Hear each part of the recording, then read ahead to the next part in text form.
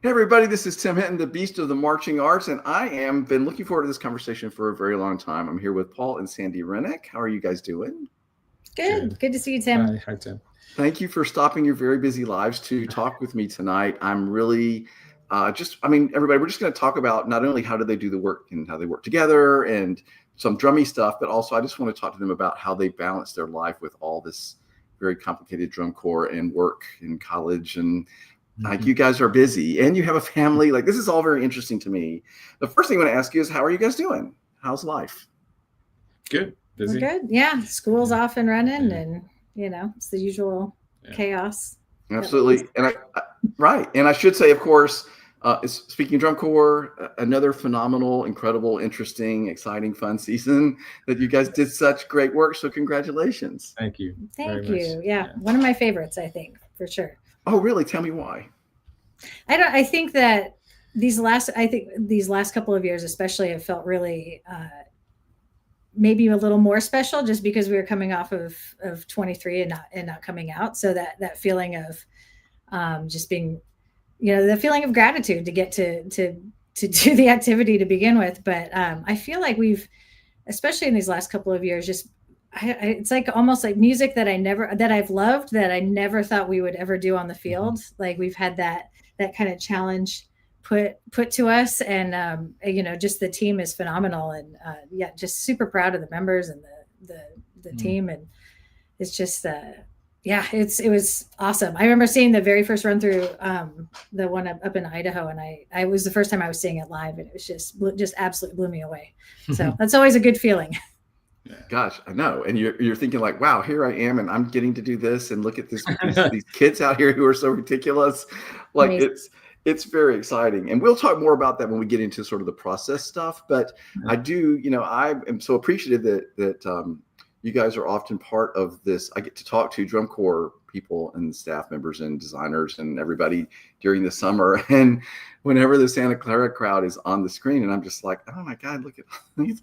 All these really ridiculous, famous, talented people, and like I'm getting to sit here and talk to them. Like I just feel like a kid in a candy store. I guess it's quite the crowd. This show this year was probably. I mean, I think it's a fair statement to say the reaction of kind of the elder statesmen of the judging community and the people we know and respect, kind of really went out of their way to talk about this show.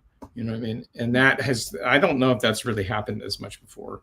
And I just thought it was fantastic. We loved it. I never got tired of the show. And like Sandi was saying, I think that the older we get, the more brave we are in terms of doing music that we otherwise wouldn't consider. We did, and every one of these pieces that we did in the show has like a personal connection to us. We're doing a clinic at PASIC, and the clinic will basically be talking through the show and playing the show for everyone.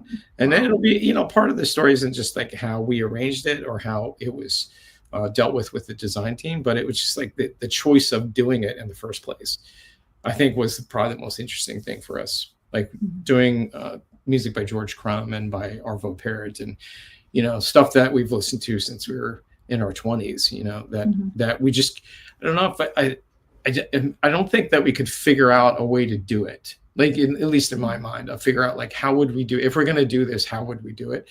And I think drum corps has evolved to a place where I was talking to Evan Van Doren yesterday on a design call, and it was like back in I'd say in the 90s, we used to like look for music that would work from beginning to end, like a chart, you know what I mean? That you would play the whole chart. Yeah. And nowadays that's rarely, if ever, the case. It's always just moments that we're getting from music and putting them together with other things that pair up with it. Yeah, so the process of putting the shows together is really different. And that's why there could be such a list of the songs that are being performed, right?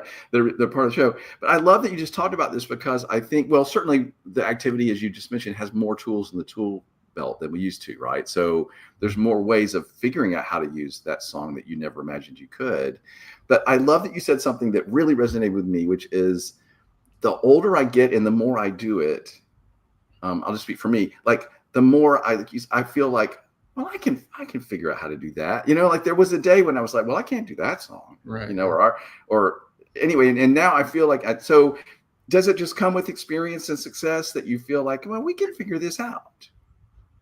I think that's certainly part of it, but also not to understate the importance of the performers too, and what they can bring to the table. I think, certainly, like just thinking about the opening production, when it was all front ensemble and the horn soloists, and just the visual demand on the performers of that moment was just incredible. And it's hard to imagine, 20 years ago, like trying to pitch the same idea, or even, even 10. And that's what I think is so exciting, is it's almost like, we as the designers are pushing the members, but the members are challenging us to just like, give us more, and pushing. I don't know. It's like we're each driving each other to do our best work. It's really exciting just as we go into the future, I actually think this might sound weird, but I think we're getting better at what we're doing.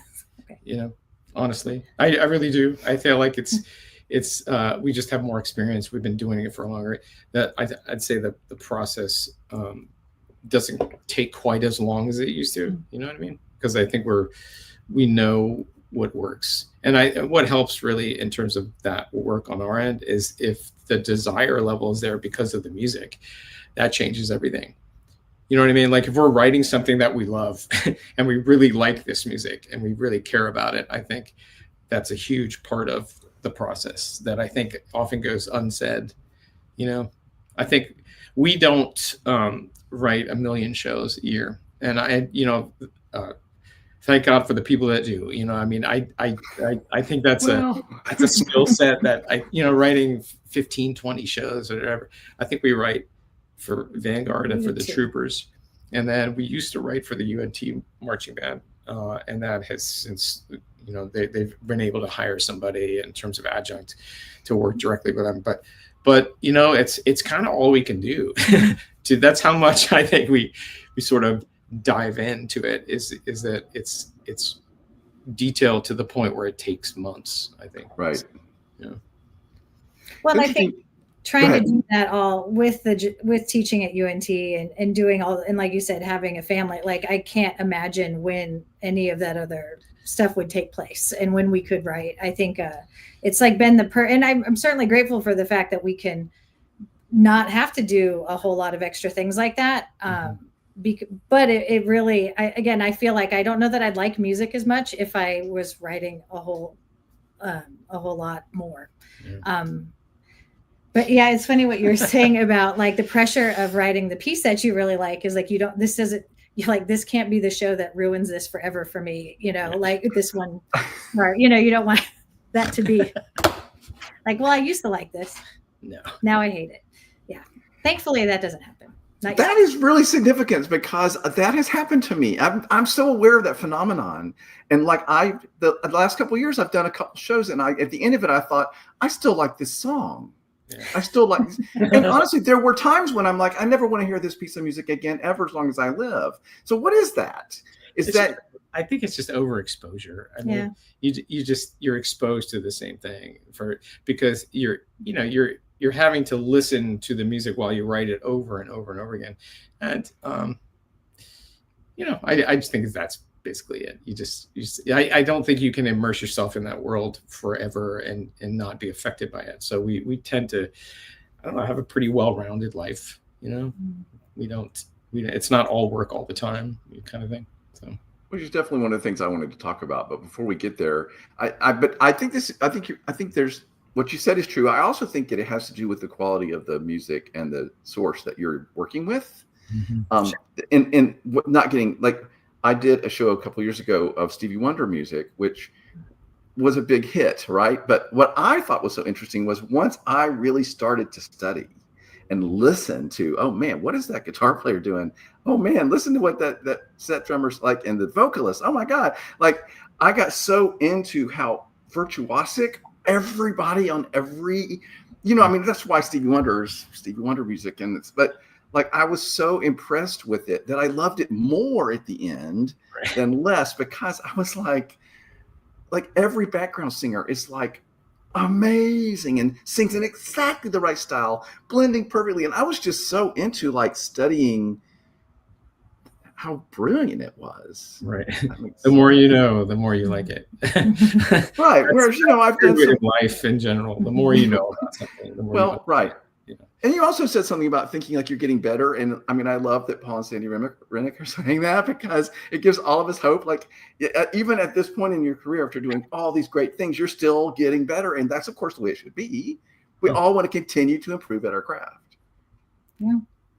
That's a good point. I didn't think about it. Honestly, we are. I do think that's true. We every time we do something, we try to improve, and try to, either by not repeating the past, or just trying to find new ways of doing things, taking a couple chances, doing some pieces that that aren't, they don't work on the surface like right away. You have to figure out how to make them work. And I think both of us find that to be really interesting, just to make it work, Well, and since there might be some band directors watching, I want to highlight that you just said, don't keep repeating what you've done in the past. I think that is brave and really hard for band directors, because band directors are under such pressure to be successful and produce something that's going to do well, and that their crowd would like, et cetera, that I find they really struggle with stretching and doing something that they don't know for sure will work. Mm-hmm. So do you want to speak to that a little bit more? Like, how do we tell them to be brave and take a chance when there's so much on the line? That's tough, I think. We just we have a senior in her high school band program right now, and our son just graduated. So we see, as dedicated pit crew members at every football game, we've spent a lot, several years now with just, cheering from the sideline. And I don't know. I think in a lot of ways, it's hard because we work with so many great people that do the really competitive band thing, but I just view it as such an important, like, social activity for my kids that I don't want that to be their only thing. And I love that they get to play soccer and run cross country, because this is the time in their lives where they should be trying all the things. And it is hard when you see, like, if parents maybe only understand if we are coming in 5th place instead of 6th place, or if we're only coming in, and it's an unenviable position, I think, for a director to be in, because you're trying to make everybody happy. You're asking for a lot of money and a lot of time from the families and the kids. It's probably really challenging to keep it all in perspective as far as what is the purpose of this program. Mm-hmm. Yeah. Teaching drum corps and seeing what we see in the high school band programs is, I don't want to say it's not even close, but it's pretty far away. Like what you were talking about, multitasking and organizing hundreds of kids and lots of equipment and constantly traveling and performing, and it's a lot to keep up with. I mean, they have 2 band directors and an assistant band director, and I sometimes think that's kind of not enough because of just how many things need to happen. So I totally would understand why you would go for the safe bet for the show. I totally get that. You know what I mean? Yeah. Because once you open a can of worms, if it doesn't work right away, then you have to have the rehearsal time to fix it and to actually make it happen. And, there's all sorts of limits on that rehearsal time. In Texas, at least. I don't know how it is elsewhere, but a lot of places. Well, and I think that's probably why teams are put in place as, design teams that work with schools every year reliably. And that's probably, I would imagine, a good reason for those relationships, just because you go with people that you already trust, and know the program. But yeah, I can't, again, we see all the things when we go up to, on Saturday, and we see some of obviously some just really incredible programs that kids are putting out. And it is pretty amazing. But the advice, as far as, for band directors, it all has to start with an idea. There has to be an image in your mind about what could this be? Like, what haven't I seen, or what, and sometimes I think I used to do this when I was younger, which was, not make the entire show totally progressive and innovative and just totally different and new, but just part of it. You know what I mean? Just have like a stable like production or two in there that is reliable and safe and entertaining and everyone likes it, and then just take it out a little bit for part of the show. I would say that's probably the smartest bet to make. And then there has to be, like Sandy was just saying, like a lot of band directors nowadays, I can't imagine being a band director like we see our kids band directors and writing the whole show and writing all the drill. I don't think that's happening now. I think band directors are and I think the most important thing, I really do think, because you do see those relationships change. Like all of a sudden there's a whole new design staff for a place. And I think that connection with those designers and the band directors is essential. Like they have to be, the designer is trying to realize the band director's vision. So there's obviously two problems with that. The band director has to share his vision or her vision. You know what I mean? They have to actually communicate what they want it to be.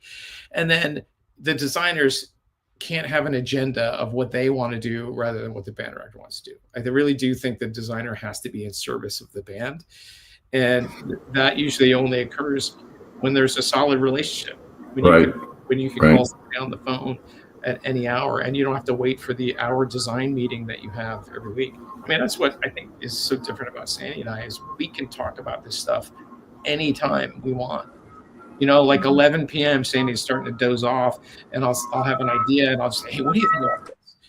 And then, she won't respond right away, but then she'll sleep on it. And then in the morning, then we'll talk about it. And so those conversations are ongoing pretty much. Like there's no schedule for those conversations. And I think the band director probably needs to find some designers that they're that comfortable with, that they can really, be vulnerable or sort of share their idea of what they think could work without being shot down. And then having a person on the other side trying to make that happen the best they can, even if it's a situation where we can't have the trumpets bounce on trampolines while they play the feature, but and have like a couple of alternatives, but what we could do, and have a couple of options, and then you could probably realize that vision. Yeah. And gain that level of trust. Yeah. And sort of to your point also, maybe don't stretch in every way, but stretch in one way this year, right? Let's do this. Let's push ourselves here.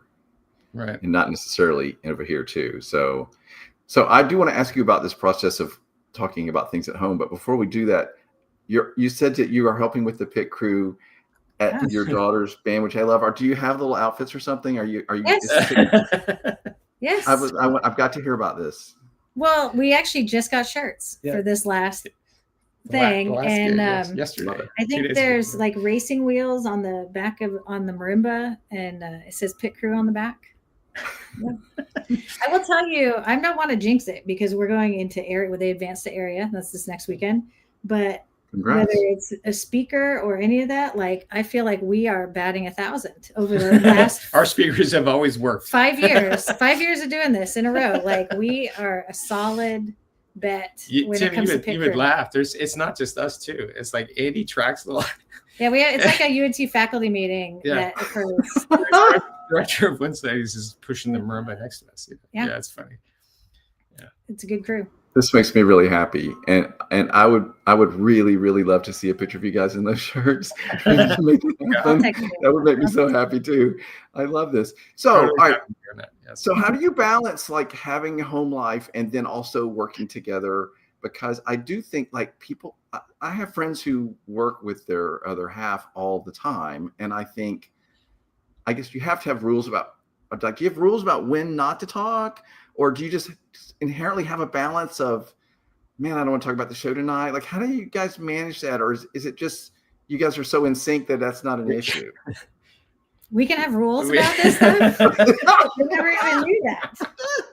I was going to say, Tim, be careful what you're saying here. What are you doing? I am so sorry.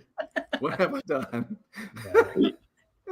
I think we have a really healthy way of looking at music in general. I mean, drum corps, believe it or not, is not our only outlet musically, and I think that is also a very important point to make. True.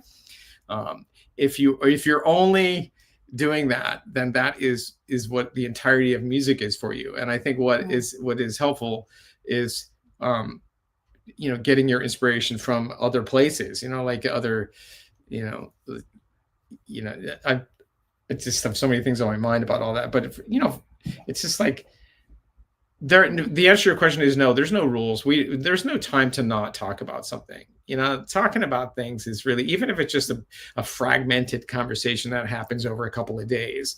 And then I think there's one misconception about writing that we do. We have this desk here. Like we built our office, and we have like a tandem desk set up. We've had big dreams about this desk. And I think it was initially, a lot of times we would work in an office at UNT, and Sandi would be at a separate desk, and I'd be at another one. We'd be working at the same time. I think that's very unlikely now. That does not happen the same way. I'm a serious night owl, and she is an early riser, and I think that we've worked long enough so that we kind of get what each other already means. Like I can describe a section saying, hey, I think it would work if we did this, and Sandi will immediately say, oh, okay, I got it. And it's just because of all those historical references to stuff that we've done in the past. And I think there's a certain amount of like respect, and let somebody alone while they're actually doing the writing. Before the writing starts, and we talk as much as we possibly can. And then it's like, okay, I'm ready to write. So a lot of the backstory is where a lot of the time takes. You know what I mean? Like you got to think about it, and you got to really get it straight in your mind about what's going to happen here. And I'll usually draw out some kind of timeline from a form standpoint. And then Sandi will see that and analyze it. And then she'll say, well, what about here? And she'll just sort of like, tear that apart a little bit and sort of like alter it and change it. And that's in addition to the design team that we have. But when it comes to the actual pen to paper kind of thing, then it's like, just leave me alone and let me do this. And then we get together, and fortunately we work at a place where we write the music, which is another huge point. I think a lot of people, I can't say that enough. Like we get to write something and then pass it out and hear it. Like live and in person, right then and right there. And you would be, I just am so grateful for that, because I'm kind of like have a history in jazz, and I'm sort of improvisatory, a little less organized, and really good at like in the moment, making things what they need to be. And Sandi's a theory genius, and just the ability to travel from completely unrelated productions and get, you know what I mean? Like I create these fantastic harmonic bridges that get us to this magical place. And it's just all, I feel like I'm talking too much. You're talking a perfect amount. Okay. But I feel like we complement each other. Like the things that I'm really good at, and the things she's really good at are slightly different. And I think that's a really healthy thing, I think. So. Yeah, I would say also just like I think they all kind of go hand in hand too, as far as like the balancing of all of that. As we've had a family that's drastically altered how we do this, and it's had to. I think I was just telling somebody about this. The last time, my last tour on the road, because I used to go on the road for most of the summer, was 06 Phantom Regiment, and I was pregnant with Colin, who's our oldest, that summer.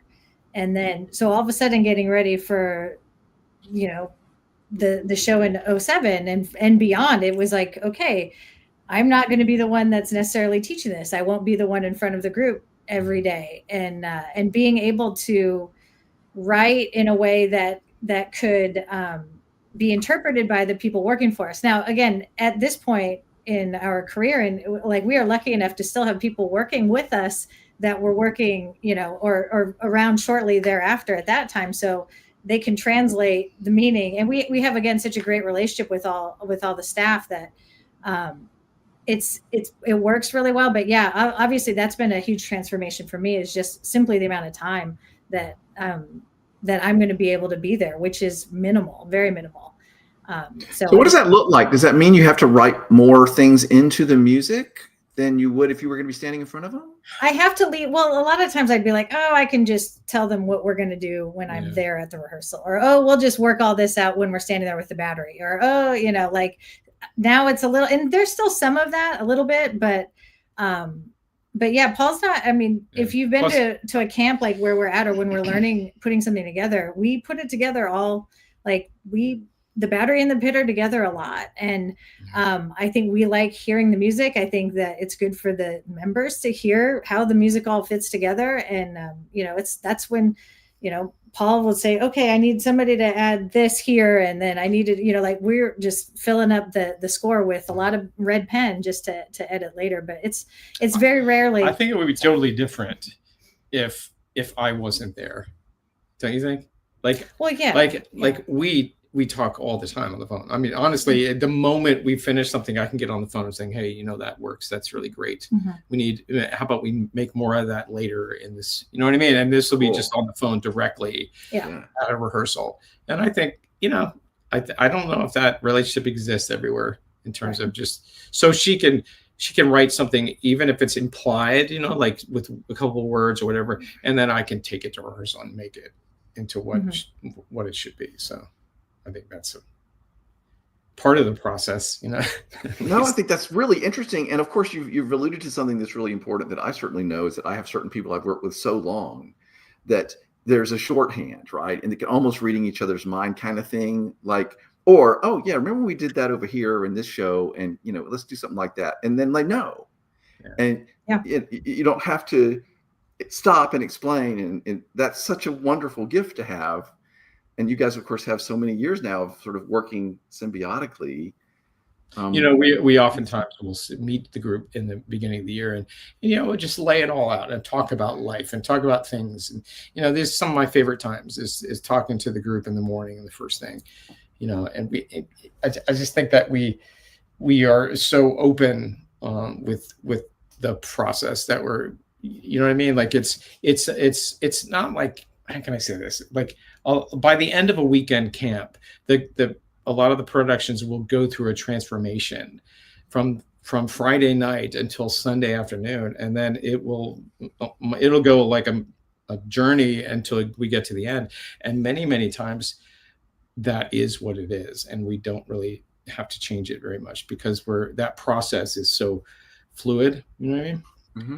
But I think you're explaining it to them that this is going to be the process. This is the key. And we joke that we have two jobs.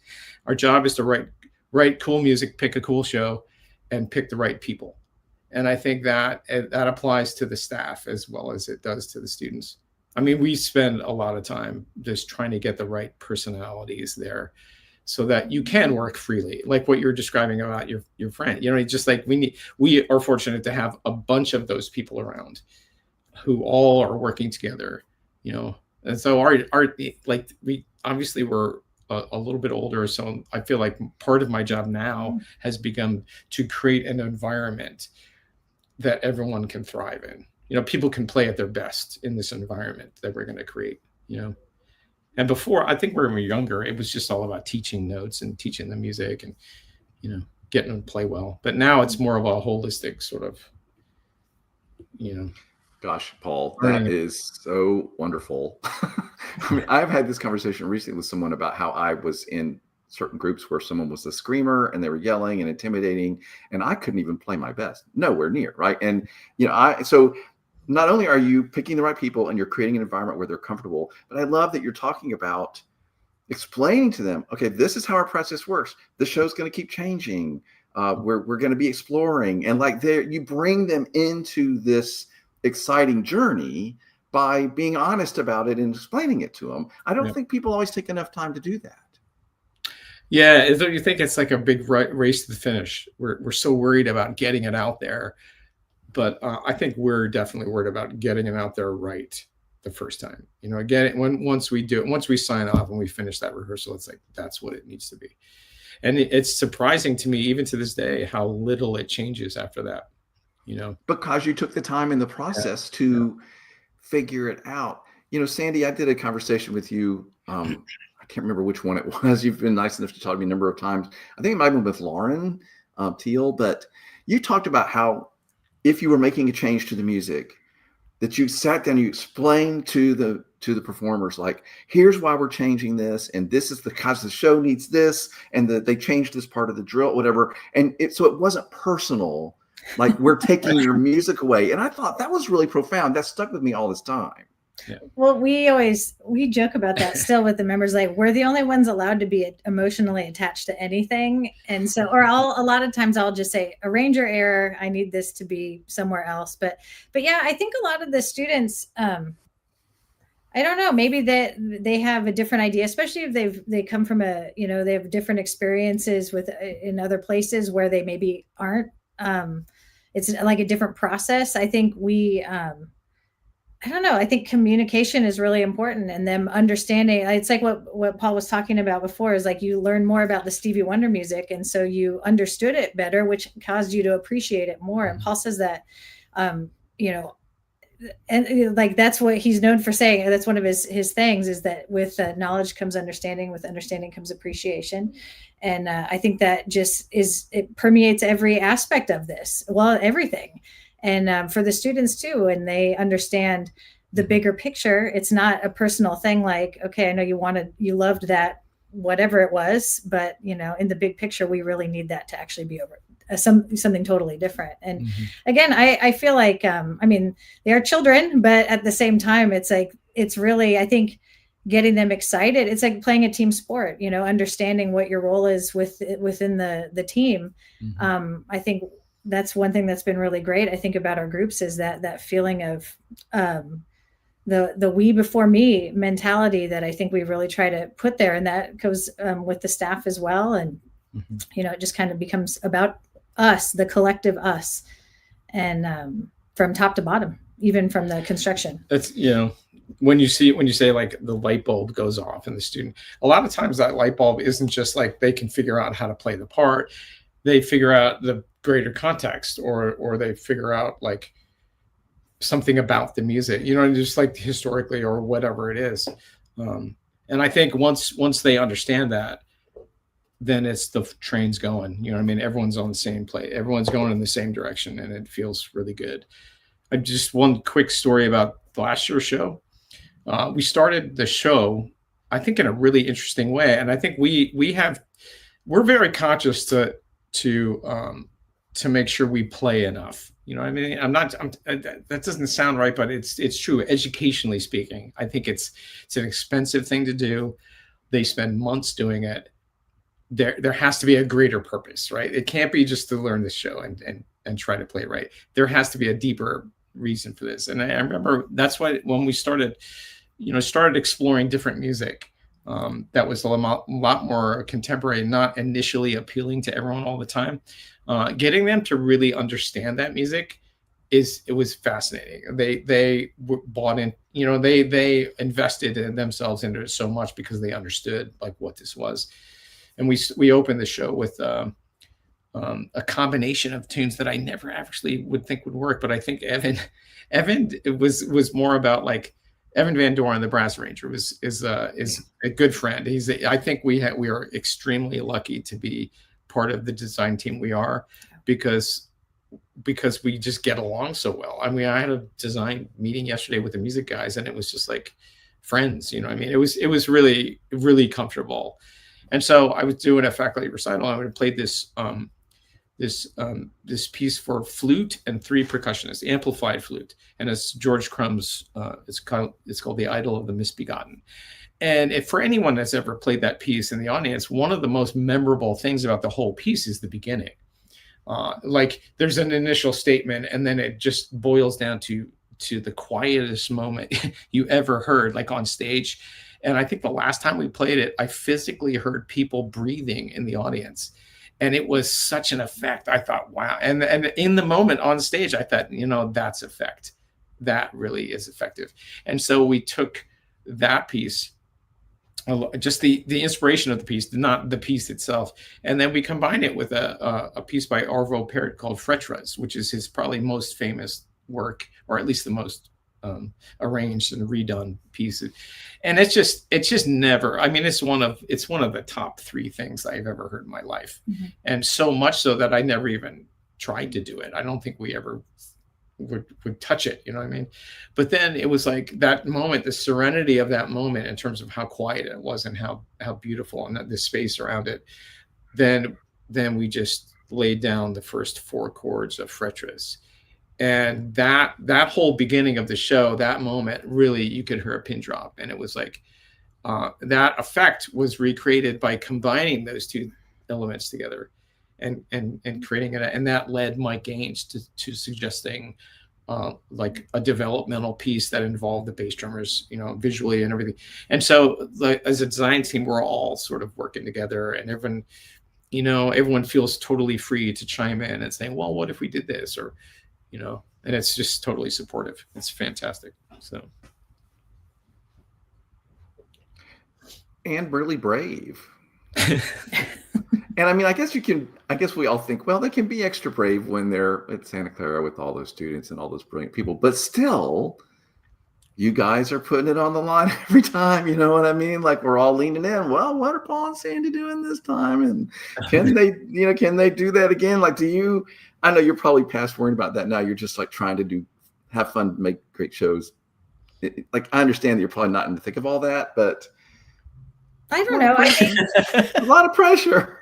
Yeah, I think that for us, again, like with this team, it's really inspiring, I think, still. And I don't know, it's exciting. I'm excited for this next year. It's hard to imagine. This is, I'm trying to math real fast. I think this is our 28th show together. Seriously? 28, maybe. I don't know. Maybe 8th show together. But I think it's more like 28th, and it's kind of crazy. But yeah, it really feels like, especially with the team in place and the people we work with, it doesn't feel like that. It's just exciting. Like, again, I loved the Kendrick Lamar stuff in 24, and I loved what we were doing last year. And I'm just really excited.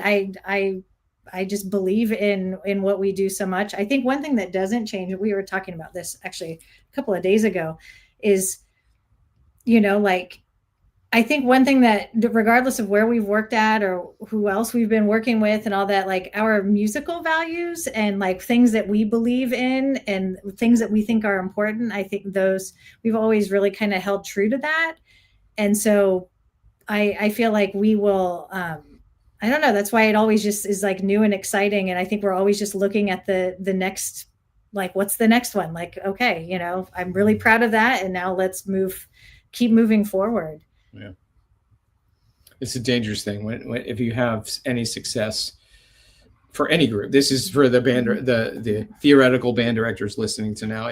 It's difficult when you have success to not try to repeat that success. Yeah. It really is. It's a total challenge to not just fall into that gap. So I think we, as a team, we purposely try not to. We purposely will like write down the things that we did that were really successful and that we don't want to repeat again. And sometimes it's tough, man, because those things really worked. And it's like, but years later, you can pick from that tree a little bit, and then it'll be different. It'll be slightly different because of time.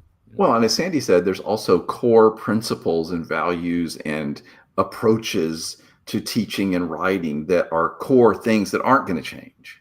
And that's sort of where you hang your hat, right? Like, okay, so we're not going to use that particular effect, but we're still going to write this way. We're still going to give this kind of experience to the students. We're still going to talk to them in a certain way and treat them a certain way. Those things, I think, are really key to who you both are, and how successful you've been.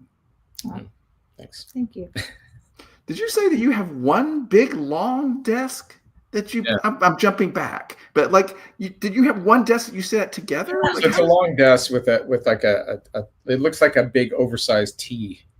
We had high hopes. Side desk that splits it. Yeah, before the kids had to actually attend school, I could stay up as late as I wanted to, and then now. So it's like basically there's a place for me to work on one side. We're on my side right now. And then on the other side is Paul's side. And then there's just it juts out to the left, which Paul has covered with all of his things. So I have like, he has an L and I have like a line, a dash. I have a slight dash. And, but no, and actually I don't write in here at all. I write at the Starbucks down the street from our house, usually, because if I'm here at the house and the kids are at school, which is usually when I'm writing, I will then start doing the laundry, and then I'll go out and like throw the toy for the dog in the pool. And then I'll get busy doing everything but what I probably need to do. So I have to set some pretty clear parameters. It's funny. I do the same thing when I'm writing, or like Paul will say, all right, we've got 45 seconds and that's this many measure, I'll figure out how many measures at that tempo, and I'll get my form all set up. It's like, I need those, and just actually putting the notes on the page. It'll be like, okay, I have 1 hour before I have to pick up Claire.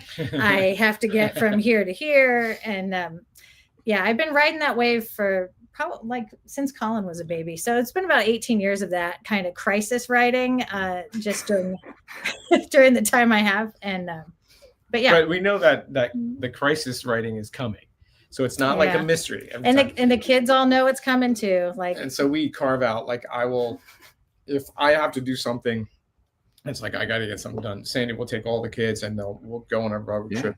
Yeah. We'll go do something, and vice versa. If Sandy's got to go, I'll take over completely, and then just allow that other person to have that freedom to do that. So you're answering some of the questions I had about how do you do this with the family. So you're into that explanation, which I really appreciate. Sandy, are you writing by hand at Starbucks, or are you taking a computer? Like, I'm trying to imagine what this looks like, because I have a keyboard and I don't know what to use. My keyboard is actually right over here. I had to clean up my area to fit Paul over here. Yeah, I travel. I have this. Ah, okay.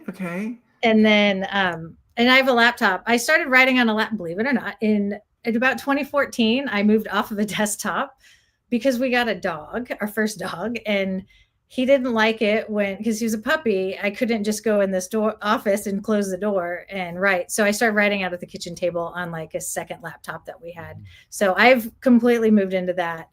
And super late at night, I'll be writing, and the dog will come in and sit right down at my feet. The dog has no issue with Paul writing in the office. It's just when I want to do it. But yeah, so yeah, I just go to Starbucks. Sometimes I don't bring my charger, and I'm like, I've got 39% battery life, and that is what I have. And because, it's like, it's sometimes when you give yourself like the 6 weeks to do a task, it's going to take you 6 weeks, even if you do all the work in that last 4 hours. So I guess I just try to create those little scenarios more often. I'm a sense of urgency. Yeah. We like to call it. Well, but I love this. This makes a lot of sense. There is no deadline in the world like kids.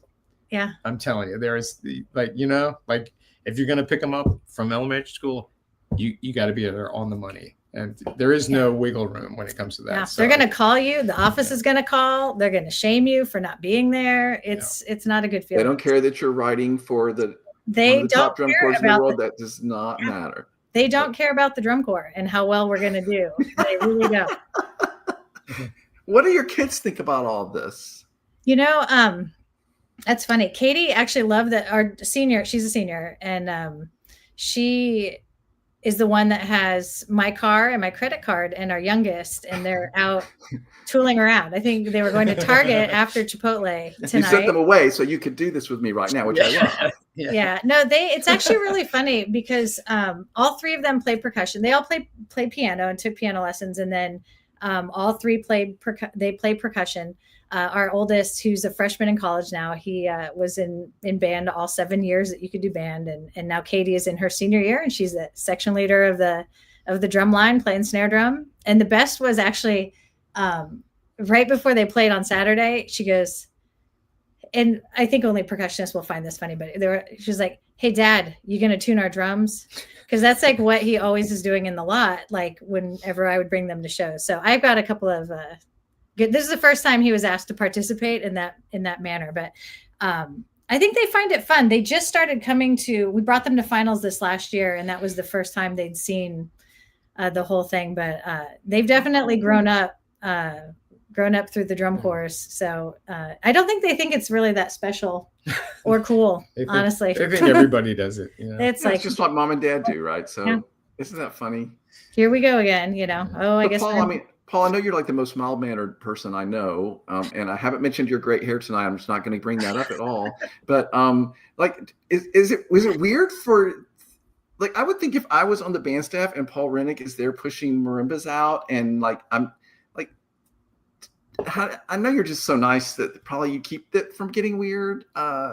Yeah, I totally understand what you're saying. I remember meeting our kids' percussion instructor before they went into high school, and this was at a rehearsal at Santa Clara, and we had a lunch break, and we all got into a car on a lunch break, and it was total silence. I mean, like you could have cut it. And then I learned that the guy sitting in the back seat was going to be my kid's percussion teacher, and you're exactly right. It's just like I just go way overboard to make it not weird. You know what I mean? Right. I just like if I stay busy helping and do things like that, then that's my job. And That's very kind. I'm totally okay with that. Well, and I think it's really important for our kids too to have their own lives as musicians. I think we decided to make it that way. I think we were really wanting them to not feel that because I'm sure there was, they felt like there maybe would be an expectation of how well they would be playing or how good they were at this or that, especially being percussionists as well. And so again, something I learned from a good friend was because his kid was a little older than our oldest, was that he learned how to ask, like, do you want me to listen as a teacher or do you want me to listen as your dad? And then the kid was like, I want you to listen as my dad. Yeah. And so we've definitely tried to take that role on through all of it, even through piano lessons and all that. Like they have a piano teacher. I get into really funny arguments with our youngest about like, does E flat have 3 flats? Like we will still argue about all of these things all the time. And it's funny now. But yeah, I feel like, again, setting those boundaries, I think it's been really important for the kids. Like even like Katie asking him to tune the drums, like that's, there were a few years ago when for whatever reason, there was a scheduling issue and they didn't have an instructor for a summer camp. And I would say, can I please just come? Can we just go in? Like, can we just come spend the day with you guys? We'll help out. And at that time they were like, do not even think about getting out of this car and going inside. Totally. It's like, okay, don't embarrass us. Yeah. Like we'll leave it up to you. And, but man, yeah, we are so into it.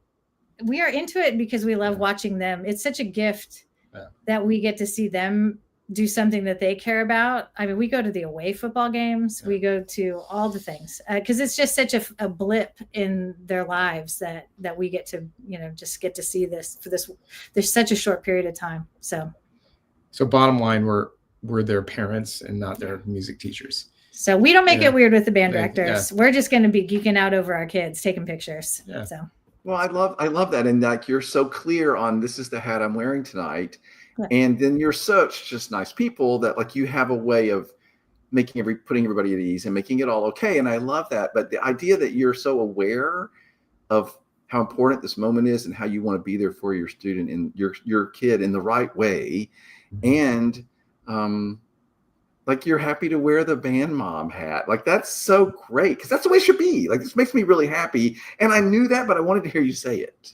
Well, they don't. How do I say Every that? time that we've seen a student who is essentially being taught by their parent musically, I don't know if it's worked out. You know what I mean? Like it's easy to derail the thing and say the wrong thing or whatever. So we just like Sandi was saying, we have music teachers for them. Well, and I think it's probably hard to separate as musicians. Like you feel like there's a pressure, like what does that say about us if you can't like make all state or you don't know all the 4 mallet solos that have ever been written? It's like, I honestly don't know that any of my kids know how to hold 4 mallets. I'm happy to help them if they ever want to learn or, Paul, like what it's like, that is, I want them to just, when they need us, it's like they need mom and dad. They don't need, Yeah. And then when they do finally ask a question, like, can you tune my drum or then we're like, yes. or can I, can I play this for you or something? Then it's a big victory. And it's like, it's all positive after that. So, yeah. I love that. That makes me so happy to hear you say all that. And I love that you're focusing on this is my kid and they are who they are. And I'm going to let them explore and grow and be who they are. And like, you're not forcing anything. And that's just great parenting. And I feel like a lot of parents can't do that. Like they're so helicopter and you have to be this thing that I'm imagining you will be. And I don't think that ever works. Yeah, I'm not a parent, but this is my theory. No, you're exactly right on. Yes. It's like it's like we're surfing. You know what I mean? We got to stay on the board, no matter what. So. Well, when I was first talking with you guys about setting up a date to have this conversation, and again, I so appreciate you doing this. Like you had mentioned, oh, we're taking college to college, and I had a little bit of a freak out, a personal freak out, because I was like, now wait a minute. When I remember first starting to talk to you guys, it's been a long time now because I've been doing this a long time, but I was like, I think he was like, yeah, so it's weird for me when time flies. So I guess you're always aware of this too. Like you just said it, Sandi, like it flies by. Yeah. One person that is like firsthand is Tony DiCarlo. It's really funny because we bring our kids to the show. I mean, we've been bringing our kids to the show since they're like in Bjorn's. Like carrying them carriers. And so, and now last at finals, we pull them on and say, hey, Tony, come here. And yeah, my son is like taller than I am. And he's, you know what I mean? Yeah.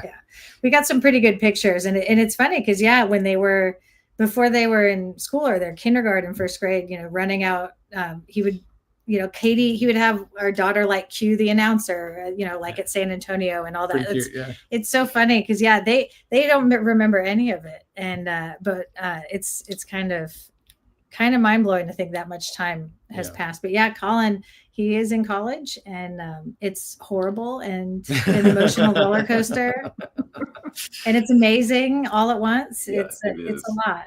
Yeah. So. Well, I just think you're two of the nicest people I've ever met. And so that everything you've explained tonight, like, makes perfect sense to me, because you feel like you have this balance, and it's, that's sort of how you are, like you don't stand in front of the kids and scream and get intense. Like you're like, well, let's make music. Right. And I feel like that's sort of how you approach everything. And I think this is so healthy. And so I'm happy to share this because I want everybody to be inspired to try to, just like, focus on the important things and take care of your kids. And I don't know, it's all very nice to me. Nice. I'm sure we don't have much time, but that opens a whole can of worms about teaching techniques and like how you teach and the words you choose to use for your students. And, and it's funny, we've talked many times about if a teacher says something that's really personal and cutting and not nice, and they're digging on I talked to a million people, and it's hard to forget that. You know what I mean? People remember that moment forever. But then the positive, all of that stuff tends to go away. So you have to fill that bucket a lot more, because they'll never forget a bad word. But you can outnumber that with positive. Tell them what you want them to do rather than yell at them for what they just did wrong. So we kind of create. That's what I meant about like creating an environment. And we teach the same way in terms of that, So. Yeah. Well, and I have to say, I've said this to you before, but I don't know why I'm throwing this in at the very end, but my all-time favorite drum corps front ensemble break is Castle on a Cloud. And I'm never, ever going to get over that. Like that, just still to this day, I get emotional just thinking about it, because I just thought it was so wonderful. So I want to thank you for giving me that moment in my musical career, because that when you always say such nice things about that. I actually still remember running into you. It was like at Lucas Oil, right? Late at night. It was after the show. And first time I met you guys, I think, in person. And Claire, who is a 7th grader, she was probably in the stroller because she would have been a baby still, so we would have taken her to finals. It's like she was still like, she'd stay where you put her. But so I'm sure we had her, but that's what 2013 says to me, is that was the year she was born. And but wow. It's funny. Paul always likes to remember, he knows exactly what I'm about to say, which is, for a long time, I don't think it's necessarily this way anymore, our process usually was Paul would tell me his idea for something, I would tell him what a terrible idea that was and how that would then never work. And one of the main times that happened was Castle on a Cloud, or the front. I was like, what a terrible idea. And I was probably pregnant still with Claire. That gives you a pass right there. I think it should, but that definitely, he just takes it. So that's what our process too, is I have to then tell him what terrible ideas They all have. This'll never work. How are we even going to have a drum corps this summer with such terrible ideas? Yeah. And it's been several years of those, but they all turn out okay. They all seem to work. So then I go, you know what? That's the problem now, Tim, is in like 24 and 25. Like I was totally into the shows. And then I was like, well, what does this likes say? It, then look out. I like this. And I think this is a great idea. We should do this. Does this mean, it's not going to work? I remember in 2013, we had decided to do Les Mis as a second choice. Is that right? To the show. Like it wasn't the original idea of the show. And then something didn't pan out. I think we started arranging some things and it wasn't going to work or whatever. And then we just decided like, you know what? Like Les Mis probably could be done again in a different way. We have a different way of thinking about it. And then we were sitting around and going, well, I guess if we're going to do Les Mis, I guess we better see the movie. Yeah, we went and saw the movie. And that's when, and totally, I'm guilty of not being able to enjoy anything anymore. Just like I analyzed the whole soundtrack and everything, and then heard Castle on the Cloud, and I thought, wow, that's perfect. And I kind of knew what Sandi could do with that. You know what I mean? Like I knew that was right up the wheelhouse. That was perfectly. And then when she resisted and said how bad it was, then I knew I was onto something. Yeah, I have this knack for loving like these little unimportant songs in musicals that I think are just brilliant moments that people don't notice. And that is my favorite part of Les Mis is when that little girl sings that song. And I've always thought, this is so brilliant. Like, who thought of this? I think does it open the second act? Am I right? It gets to such an intimate moment. Yeah, it's just wonderful. That intimacy is honestly what the front ensemble sort of needs. You need that sort of sheltered sort of piece or whatever, so that they're not trying to compete with the volume level of the core. Yeah, it's like the friendly hug of the activity. Well, all right. I've kept you longer than I even meant to. You guys are just wonderful. Thank you for stopping to do this. I do think I'm like such huge fans of everything you do and the fact that you have this wonderful balanced life. You're taking care of your kids. And thank you for giving us wonderful musical moments over and over and over. And of course, those students that are having those great experiences and all the things you do. Thank you for that too. Anything you want to say as we're hanging up here and finishing? Thank you so much, Tim. It's always great to talk to you. Yeah. Thank you. This was so much fun. Thank you guys. Thanks everybody for watching. Appreciate it very much.